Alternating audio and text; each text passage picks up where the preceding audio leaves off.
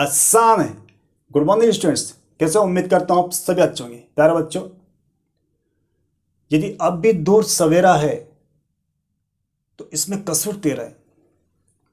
क्यों नफरत करता है काली रातों से जब तेरे अंदर खुद अंधेरा है। प्यारे बच्चों, व्यक्ति हर बार ये गलती करता है कि धूल चेहरे पे होती है और आईना साफ करता है। तो स्टूडेंट्स, हमें अपनी कमियों को जानना है, पहचानना है और उन्हें दूर करना है। हमें बहाने नहीं बनाना है। हमें किसी और का बहाना लेकर अपनी कमियों को छुपाना नहीं है, बल्कि उन कमियों को ढूंढकर उन्हें दूर करने का प्रयास करना है। तो डेफिनेटली एक दिन आप सक्सेस हो जाओगे। आइए इन्हीं शब्दों के साथ आज जो हमारा टॉपिक है वो है हाइड्रोकार्बन। कार्बन के वैलेंसी के बारे में, कार्बन के यौगिक के बारे में, कार्बन इतने सारे यौगिक क्यों बनाता है, उसमें से कौन सी क्वालिटी होती है, ये जानने के बाद तो आइए देखते हैं हाइड्रोकार्बन होते क्या है।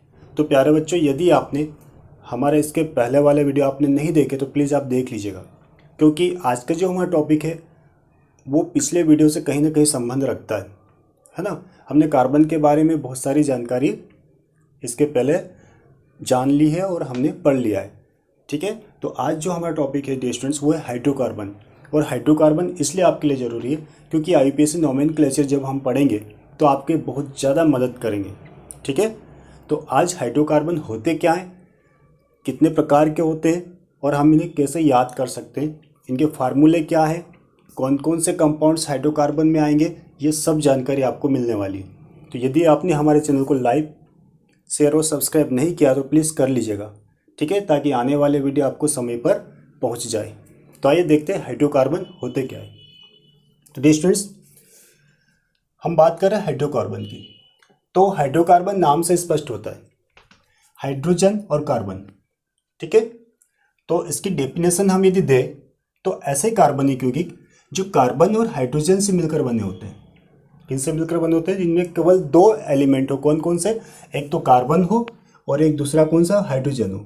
तो कार्बन और हाइड्रोजन से मिलकर बने कंपाउंड क्या कहलाते हैं? हाइड्रोकार्बन कहलाते हैं, ठीक है। इतना आपको याद रखना ईजी है। अब हम बात करते हैं कि हम हाइड्रोकार्बन को कितने भागों में बांट सकते हैं। तो स्टूडेंट्स, हाइड्रोकार्बन को हम दो भागों में बांट सकते हैं। पहला भाग होगा संतृप्त हाइड्रोकार्बन, जिसे हम सैचुरेटेड हाइड्रोकार्बन भी कहते हैं, और दूसरा भाग होगा असंतृप्त हाइड्रोकार्बन, जिसे हम अनसैचुरेटेड हाइड्रोकार्बन कहते हैं। अब ये सैचुरेटेड हाइड्रोकार्बन और अनसैचुरेटेड हाइड्रोकार्बन होते क्या है? तो सिंपल है स्टूडेंट्स, आपको ये याद रखना है कि ऐसे हाइड्रोकार्बन जिनमें कार्बन परमाणु के मध्य एकल सहसंयोजक आबंध उपस्थित होता है। कौन सा? एकल, सिंगल बॉन्ड, एकल सहसंयोजक बंध या आबंध उपस्थित होता है, तो ऐसे हाइड्रोकार्बन को हम बोलेंगे संतृप्त हाइड्रोकार्बन, ठीक है। तो ये सिंगल बंध कार्बन के साथ में हाइड्रोजन भी यदि जुड़ा हो तो सिंगल बंध के साथ होना चाहिए, तो हम उसे भी क्या बोलेंगे? संतृप्त हाइड्रोकार्बन या फिर सैचुरेटेड हाइड्रोकार्बन, ठीक है। तो डेफिनेशन क्या होगी कि ऐसे हाइड्रोकार्बन जिसमें कार्बन परमाणु के मध्य में एकल सहसंयोजक आबंध उपस्थित होता है, उन्हें हम बोलते हैं संतृप्त हाइड्रोकार्बन। इसके एग्जाम्पल क्या होंगे? तो C2H6 होगा, CH4 होगा।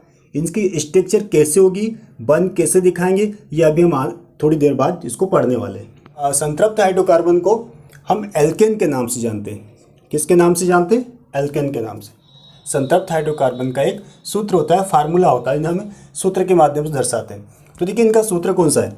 CnH2n+2, ये एल्केन का फार्मूला है। किसका फार्मूला है? एल्केन का। यहाँ पर n क्या दर्शाता है? तो n कार्बन की संख्या को प्रदर्शित करेगा। किसको प्रदर्शित करेगा? कार्बन की संख्या को प्रदर्शित करेगा। हम n का मान जैसे ही बदलते जाएंगे तो हमारे पास ये फार्मूला या ये कंपाउंड का निर्माण, कितने कार्बन के साथ कितने हाइड्रोजन होंगे, उस प्रकार से यहाँ पर वो बन जाएगा। अभी हम देखेंगे। तो ये एल्केन का सूत्र है CnH2n+2, मतलब कार्बन से दुगना प्लस 2, कार्बन से दुगना प्लस 2 हाइड्रोजन की संख्या होगी, ठीक है। यदि कार्बन 1 होगा तो 1 × 2+2 मतलब हाइड्रोजन कितने होंगे? 4 होंगे, है ना। अभी देखते हैं अपन। और यहाँ पर एक और शब्द आ रहा है अनुलग्न। ये अनुलग्न क्या होता है? तो अभी आपको याद रखना है कि अनुलग्न यदि हम आईयूपीएसी नोमेनक्लेचर का अध्ययन जब करते हैं स्टूडेंट्स, तो अनुलग्न का उपयोग हम वर्ड रूट के बाद में करते हैं, है ना। वर्ड मतलब मूल शब्द के बाद में हम लगाते क्या, अनुलग्न लगाते हैं। वो कैसे लगाएंगे इसको हम अभी देखेंगे। तो आपको याद रखना कि एल्केन में अनुलग्न क्या यूज़ करते हैं, एन लगाते हैं, अनुलग्न एन का उपयोग करते हैं, और अनुलग्न हमेशा मूल शब्द के बाद में लगता है, मतलब वर्ड रूट के बाद में लगता है। तो इसका भी हम देखेंगे कैसे लगाएंगे, है ना। तो इतनी बात समझ में आपको। अब देखिए हम इस फार्मूले में एन का मान रखेंगे और हमारे पास में हाइड्रोकार्बन का निर्माण कैसे होता है देखते हैं। तो डियर स्टूडेंट्स, यदि मैं एन का मान यदि, है ना, यदि एन बराबर मैंने 1 रखा है, ठीक है, तो इसको ध्यान से देखना। यदि एन बराबर हमने 1 रखा है तो इस फार्मूले में देखना क्या हो जाएगा। कार्बन की संख्या तो हमने 1 ही रखी है, 1 लिखूँ या ना लिखूँ एक ही बात है। कार्बन 1, हाइड्रोजन देखें 2n, तो ये हो जाएगा 2 × 1 + 2। तो इसको जब पूरा हम सॉल्व करेंगे तो क्या निकलेगा, CH4, ठीक है। तो एक नंबर 1 रखा हमने, कार्बन की संख्या को 1 रखा, एन का मान 1 रखा, तो हमें क्या प्राप्त हुआ, CH4। अब इसका नाम क्या होगा स्टूडेंट्स। हम तो जानते हैं कि मीथेन बोलते हैं, लेकिन ये बना कैसे, इसमें कौन कौन से इंपॉर्टेंट भाग है जिससे मिलकर मीथेन बना है, जो आईयूपीएसी में हमें बहुत काम आएगा। तो देखिए इसको हम मीथेन तो बोलते हैं, लेकिन कैसे बनाए, कार्बन कितना 1 है। तो इसका नाम जानने के लिए हमें याद रखना है वर्ड रूट। ये वाली टेबल, ये जो टेबल दे रखी मैंने, ये आपको याद कर लेना है। इसको बोलते हैं हम वर्ड रूट या मूल शब्द। ये कार्बन संख्या पर डिपेंड करेगी। मूल शब्द में देखिए, यदि कार्बन की संख्या 1 है तो उसको हम बोलते हैं मिथ या मेथ, ठीक है। 1 कार्बन होने पर क्या बोलेंगे, मेथ। 2 कार्बन होने पर एथ, 3 कार्बन होने पर प्रोप, कार्बन 4 होने पर ब्यूट, 5 होने पर पेंट, 6 होने पर हेक्स, 7 होने पर हेप्ट, 8 होने पर ऑक्ट, 9 होने पर नॉन, और कार्बन की संख्या 10 होने पर उसे हम बोलते हैं डेक। तो ये हो गया वर्ड रूट, मूल शब्द। इस पर डिपेंड करती है किसी भी हाइड्रोकार्बन की, जो हम आईयूपीएसी नोमेनक्लेचर पढ़ेंगे, तो ये बहुत इंपॉर्टेंट होता है, ये याद होना बहुत ज़रूरी है। यदि आपको ये वाले वर्ड रूट याद है तो हाइड्रोकार्बन का हम नोमेनक्लेचर आसानी से अभी हम कर लेंगे, ठीक है। आपको ये याद रखना है कि यदि ये कार्बन होता है तो उसे हम क्या बोलेंगे, मेथ। 2 होगा तो एथ, 3 को प्रोप, इस प्रकार से लर्न कर लेना है। अब बात करते हैं कि इसका नाम मीथेन कैसे हुआ, ठीक। ये बात समझ आ रही, ओके। यहाँ पर देखिए हमने बोला कि अनुलग्न का उपयोग करेंगे, और अनुलग्न क्या होगा, एन। इसको हम बोलते हैं सफिक्स से बोलते हैं इंग्लिश में, और हिंदी में बोलते हैं अनुलग्न। तो इसको हम कैसे लगाएंगे, तो आपको क्या करना है कि इस अनुलग्न को जब हम हाइड्रोकार्बन का और एल्केन का नामकरण करते हैं तो हमें वर्ड रूट के बाद में अनुलग्न को जोड़ देना है। और कैसे जोड़ना है, हमें देखना है कार्बन की संख्या कितनी है ना। यहाँ कार्बन संख्या कितनी, 1 है। तो इस वर्ड रूट में यहाँ पर हमें क्या जोड़ना है, अनुलग्न। देखिए कैसा होगा, ये हो जाएगा अनुलग्न बराबर इसका पूरा नाम हो जाएगा, है ना। ये एक आपको याद करने के लिए बता रहा हूँ मैं, पूरा नाम हो जाएगा। कैसे हो जाएगा, अब देखिए कार्बन कितना 1, और 1 के लिए वर्ड रूट क्या है, वर्ड रूट है हमारे पास में मेथ, क्या है, मेथ, प्लस लगाना क्या है इसमें, अनुलग्न। वर्ड रूट के बाद अनुलग्न क्या आ रहा, एन, ये एन। तो आप देखिए इसका नाम क्या होगा, इसका नाम हो जाएगा मीथेन। बात समझ आ गई, ये बात समझ आ गई आपको, क्या नाम हो जाएगा इसका, मीथेन हो जाएगा, ओके। अब देखिए 2 कार्बन ले तो कभी हम एन का मान हम ले ले 2, एन बराबर 2, तो क्या होगा इस फार्मूले में रखो, तो ये हो जाएगा C2H2 × 2 + 2, है ना, बराबर क्या निकलेगा, C2H6। क्या निकलेगा, C2H6। कितने कार्बन है, 2 कार्बन है। 2 कार्बन के लिए वर्ड रूट क्या है, वर्ड 2 कार्बन के लिए एथ, एथ, एथ, है ना। और इसमें अनुलग्न क्या लगाएंगे, एन। तो इसका नाम क्या होगा, देखिए इसका नाम हो जाएगा एथ प्लस एन बराबर इथेन। क्या नाम हो जाएगा इसका, इथेन। बात समझ में आ गई, समझ रहे हो ना। यस। तो ऐसे हम बस n का मान बदलते जाएंगे, इनके सबके पीछे हम n लगा देंगे। तो माना कि मैं 10 तक आपको पढ़ा है, तो अब क्या हो जाएगा, ये मीथेन हो जाएगा, इथेन हो जाएगा, propane, butane, pentane, hexane, heptane, octane, नोनेन और डेकेन। Okay yes. अब देखिए इनकी स्ट्रक्चर कैसे बनाएंगे, मीथेन की संरचना, क्योंकि हमने बोला कि एल्केन में सारे बंध कैसे होते हैं, सिंगल होते हैं। संतृप्त हाइड्रोकार्बन में कार्बन की जो वैलेंसी होती है वो सिंगल बंध बनाकर संतृप्त हो रहता है, कार्बन संतुष्ट रहता है। कैसे रहेगा, तो इसकी स्ट्रक्चर देखूँ मैं यहाँ इस मीथेन की, तो क्या हो जाएगा, ये कार्बन है, इस प्रकार से 4 बंध बनाकर ये संतृप्त हो जाता है, संतुष्ट हो जाता है, खुश है, ये क्या है, खुश है। तो हमने बोला ना कार्बन कोवेलेंट सिंगल कोवेलेंट बंध बनाकर उपस्थित रहता है किसमें, एल्केन में। इसकी बात करें, इथेन की बात करें यदि हम, इथेन में क्या होगा, 2 कार्बन है, इस प्रकार से 2 कार्बन, 6 हाइड्रोजन, ये 6 हाइड्रोजन, सभी को हमने क्या करना है, सिंगल बंध से जोड़ देना है, इस प्रकार से ये, ठीक। तो सारे सिंगल बंध है, तो ये कार्बन कार्बन सिंगल बंध भी प्राप्त हो गया, और कार्बन के साथ हाइड्रोजन भी जुड़ा होगा, वो भी सिंगल बंध के साथ होगा। तो ऐसे सारे कंपाउंड्स क्या कहलाते हैं, संतृप्त हाइड्रोकार्बन, और उनको हम क्या बोलते हैं, एल्केन बोलते हैं। ये बात समझ में आ गई, ओके। इसको आप लिख लीजिए, उसके बाद अपन पढ़ते हैं असंतृप्त हाइड्रोकार्बन। तो आइए अब हम देखते हैं असंतृप्त हाइड्रोकार्बन क्या होते हैं, ठीक। तो स्टूडेंट्स, ऐसे हाइड्रोकार्बन जिनमें कार्बन परमाणु के मध्य में द्विआबंध या त्रिआबंध उपस्थित होता है, ये इंपॉर्टेंट बात है, जिनमें कार्बन परमाणु के मध्य में द्विआबंध उपस्थित हो या फिर त्रिआबंध उपस्थित होता है, तो ऐसे हाइड्रोकार्बन कहलाते हैं असंतृप्त हाइड्रोकार्बन, ठीक है।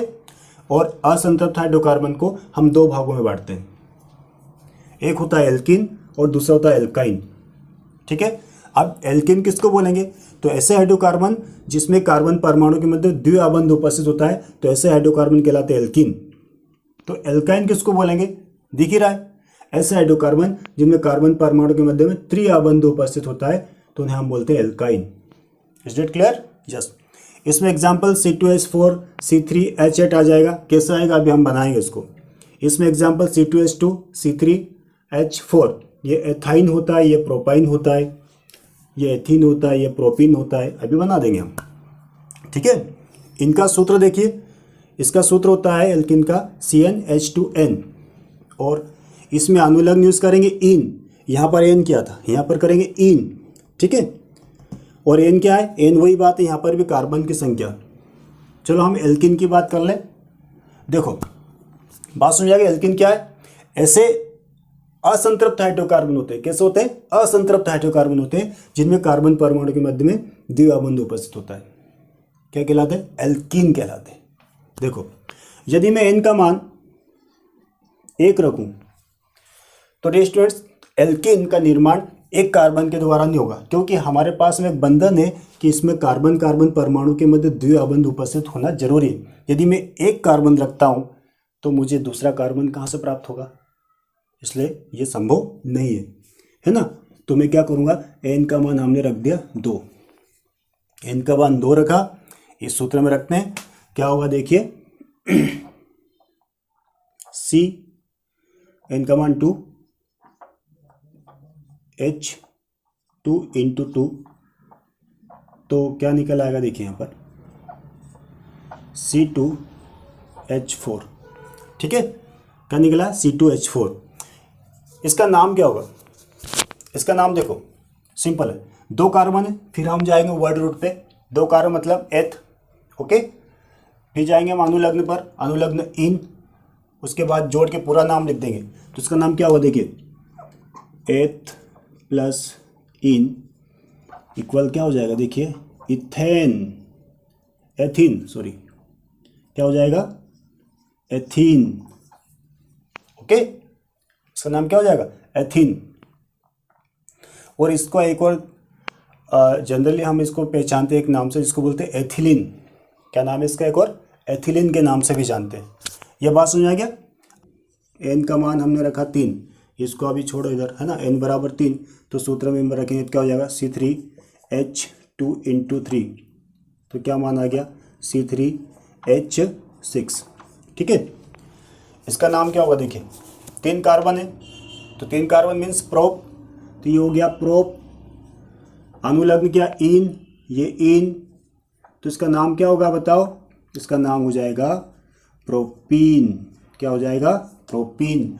और प्रोपीन हो जाने पर यदि हम इसकी स्ट्रक्चर देखें स्टूडेंट्स, जैसे 2 कार्बन के बीच में संरचना देखी हमने, 3 कार्बन वाले परमाणु ये एथीन या सॉरी एल्किन की संरचना देखेंगे तो हमको कैसे प्राप्त होगी। हम क्या करेंगे, 3 कार्बन को ये लाइन से लिख दे, 1 2 3, किन्हीं 3 में से 2 के बीच में यहाँ डबल बंद लगा दे, यहाँ लगा दे, कहीं भी लगा तो ये लगा दे यहाँ, ठीक है। अब हमें कार्बन की संयोजकता को पूर्ण करना है। इस कार्बन के पास 2 बंद है तो 2 के साथ में कौन जुड़ेगा, यहाँ पर कार्बन हाइड्रोजन को जोड़ेगा, इसकी 4 हो गई। इस कार्बन के 2 और 1 3 है, एक और चाहिए तो हम यहाँ जोड़ दो 4, इसके पास 1 है तो इसको 3 चाहिए तो ये 3 हाइड्रोजन जोड़ दिए, ठीक है। इस प्रकार से ये हो जाएगा प्रोपीन। ओके, तो प्यारे बच्चों अब देखते हैं हम एल्काइन क्या होते हैं। ये 2 समझने के बाद आपके दिमाग में बात आए सर एल्काइन तो हम ही लिख देंगे, अब इसकी डेफिनेशन आसान है, क्योंकि आसान है हम बोलते ही हैं। देखिए एल्काइन, एल्काइन क्या होंगे, एल्काइन ऐसे असंतृप्त हाइड्रोकार्बन होते हैं जिनमें कार्बन परमाणु के बीच कम से कम एक ट्रिपल आबंध उपस्थित होता है। मतलब लंबी कार्बन श्रृंखला होगी तो कोई 2 कार्बन ऐसे होंगे जिनके मध्य में एक ट्रिपल बंध होगा, तो ऐसे हाइड्रोकार्बन कहलाते हैं एल्काइन। असंतृप्त हाइड्रोकार्बन क्या कहलाते हैं, एल्काइन कहलाते हैं। एल्काइन का सूत्र देखिए CnH2n-2 होता है और इसमें अनुलग्न यूज करते हैं आइन। ओके, एन तो मालूम है, एन क्या होगा, कार्बन परमाणु की संख्या होगी, बात समझ आ गई। अब देखते हैं इसमें भी हम एग्जांपल लें, एन का मान रखते हैं, है ना। यदि इसमें हम रख दें, इसको थोड़ा इधर से इधर कर दो, हम इसकी बात कर रहे हैं। एन का मान रखा हमने 2। हाँ, यहाँ पर एक बात ध्यान रखना, एन का मान 1 रखेंगे तो एल्काइन नहीं बनेगा। क्यों, क्योंकि 2 कार्बन होना बहुत जरूरी, कम से कम हमें ट्रिपल बंध बताने के लिए, इसलिए एक के साथ में ये कंपाउंड्स नहीं बनते, एक के साथ में असंतृप्त कंपाउंड नहीं बनेगा एक कार्बन के साथ। ओके, तो क्या करेंगे हम, एन का मान कितना लेंगे 2, तो एन का मान 2 लेंगे तो क्या हो जाएगा C2H2 × 2 - 2, हल करेंगे तो क्या होगा, देखिए यहाँ निकलेगा C2H 2 दूनी 4 - 2 H2। ओके, ये मान निकला C2H2। इसका नाम क्या होगा, यदि आपने गेस किया होगा तो याद ही हो गया होगा, इसका नाम क्या होगा। देखिए 2 कार्बन एथ, अनुलग्न आइन, अनुलग्न आइन, तो देखिए स्टूडेंट्स ये तो हो जाएगा एथ प्लस आइन, है ना। तो बराबर करके यदि हम लिखें तो क्या हो जाएगा, इथाइन। क्या हो जाएगा, इथाइन। इसका नाम क्या हो जाएगा, इथाइन 2 कार्बन का। और इसका एक प्रचलित नाम है एसिटिलीन। C2H2 का नाम क्या है, एक एसिटिलीन भी बोलते हैं इसको। ये बात समझ में आ गई। इनका मान मैंने रख दिया 3, नाम बता दो आप। प्रोप में आइन जोड़ा प्रोपाइन, हल करके बता दूं मैं आपको, तो हो जाएगा C3H2 × 3 - 2, है ना। तो क्या होगा C3H 3 दूनी 6 - 2 4। ओके, तो इस प्रकार से इसमें कितने कार्बन है, 3। इसका नाम क्या होगा, तो इसका नाम हम देखें तो क्या करना है, प्रोप में 3 कार्बन में क्या जोड़ना है, अनुलग्न आइन, तो ये हो जाएगा प्रोपाइन। क्या हो जाएगा, प्रोपाइन। ओके, ठीक है, प्रोपाइन। अब आपको ये देखना है स्टूडेंट्स, स्ट्रक्चर बना के देखें, क्योंकि हमें ट्रिपल बंध बताना है एल्काइन में। तो 3 कार्बन है, तो जब भी आप स्ट्रक्चर बनाओगे तो आपको 3 कार्बन तो लगत लिख देना है। कितने भी कार्बन और उसकी संरचना बना दो, पहले लगत एक सिंगल बंध से जोड़ दो उनको। कैसे, देखो 3 कार्बन है ना, तो 1 2 3। ओके, किसकी बात कर रहे हैं हम, एल्काइन की बात कर रहे हैं। कितने कार्बन, 3 कार्बन। एल्काइन का सबसे बेस्ट और सबसे आसान तरीका हमें पहचानने क्या है कि इनके मध्य ट्रिपल बंध होता है। तो हम एक जगह तो लगा दे 3 बंध, यहाँ दिखा दे, यहाँ दिखा दे, यहाँ दिखाया, ठीक है। अब हमें देखना है कि कार्बन परमाणु की जो संयुक्ता 4 होती है, तो कौन से कार्बन की 4 है, किसकी कम है और किसको देना है हमें और भी।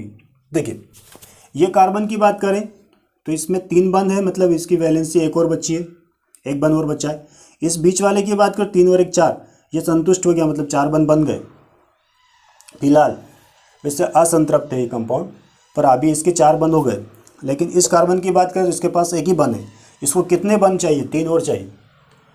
तो ये बाकी को संतुष्ट करने के लिए अपने साथ हाइड्रोजन जोड़ते हैं। तो इसके पास 3 है तो ये 1 जोड़ लेगा हाइड्रोजन, ये हो गए 4, इसके 4 हो गए पूरे बंध।